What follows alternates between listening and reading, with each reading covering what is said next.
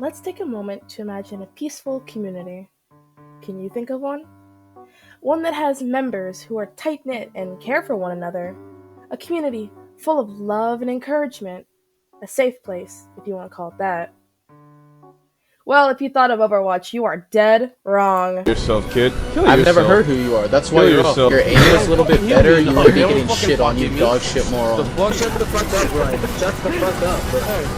You're so toxic, bro. How are you talking about The fuck sperm, up, Down bro? syndrome having ass nigga. Dude, Shut your mouth. You talked You about play like you have why is there a cerebral white guy palsy. saying Ian? You play. Get fire strike, laser mortality field, dude. You retard. Yeah, I wasted it throwing it at you because you have bad fucking. I'm gonna be honest.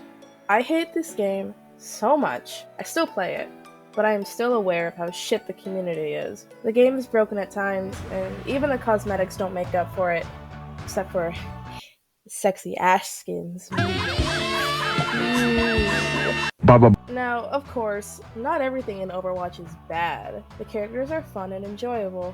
I do like playing characters like Moira, Ashe, and Wrecking Ball. With friends, Overwatch can actually be really fun. And yet, I absolutely hate the people I play with. Now, of course, not everyone is a bad apple. I have met plenty of nice people in matches, and have even befriended them. I play comp with at least one friend on my team, whether it be another support, a DPS, or a tank. Plus, I get more SR. However, you also get these guys. Can you not? Not what? The true enemy of humanity Oh my is god, disorder. you're so Order will hot. be restored. Wanna send me some nudes? Out there, they're hungry hippo. Just looking for some grill feet. This happens a lot more often than anyone would like, and it really does heavily affect gameplay. No one has any kindness and cannot learn to shut their fucking traps. I had a match where I simply said, "I don't want to hear it," to a toxic teammate, and it turned the whole thing political. All I said was sad over and over in response, and he kept calling me a lefty. We're trying to move the payload, not the poles. Come on now, big guy. I've also had a lot of sexist comments, a lot of sexual advances. It is honestly a living hell to talk in the chat. Even when typing, you aren't safe. In casual, you don't get as many comments like that. But in comp, you know, despite this game needing to be purchased, there are a lot of people who love to ruin other people's days with new accounts. A smurf in this context is not blue and small, but is when someone is climbing in rank with an alt account. Now, for the smurfer, this is okay to them. They're climbing and going places, just like they wanted. However, for people who are in lower rank, with no knowledge of being above silver, it is very frustrating. Playing with or against someone out of your rank makes it difficult to compete, since you're unmatched in skill. Oh, but don't worry. If you can't beat a smurf, you can beat a hacker. Cut that out, I just burped. You're gonna put that. I guess that's going in the video instead. Very good player. He's gonna be looking for the Ashe. Somehow sees her through the walls of mercy. Is gonna die. They're down two. Hackers are another reoccurring issue in this game, mainly with snipers like Hanzo, Ashe, or Widowmaker. Hacking is also used for climbing, but with one report with solid evidence, you can give them the band hammer. Even then, stop headshotting me from eons away. I'm trying to. Despite Blizzard announcing Overwatch 2, things have been on a standstill for a while. The last hero to ever be released was Echo, and that was well over a year ago. From my knowledge, the last map to be tweaked or even added was the deathmatch map Hanazaka.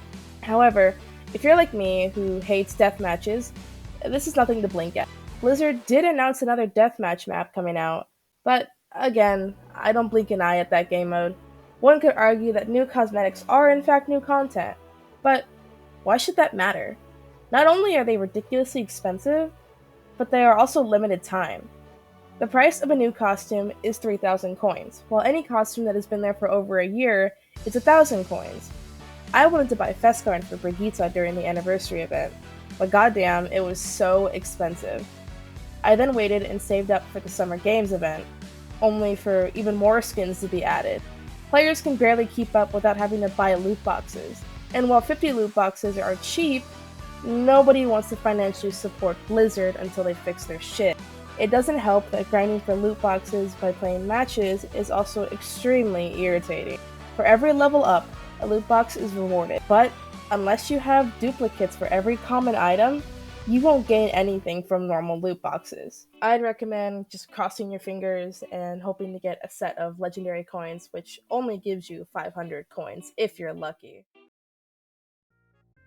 Well, because I am sick, I wanted to keep this video short. I believe Overwatch will go down as a burnt out hell. Every trick in the gaming book cannot even keep this game alive. Even with the release of Overwatch 2, I highly doubt it'll be enough to keep the franchise afloat. Now, will Overwatch be fully abandoned? No, I don't think so. Even when the game is unplayable because of shut down servers, people will still make fan content. As terrible as this game is in both the mechanics and the community, no one can deny how much happiness this game used to generate for people. The late night grinds, the get together after work, the time passer, and the biggest distraction to all child gamers. Some of the points I've made could be relatable, but some could just be nitpicks. But I wanted to get it off my chest.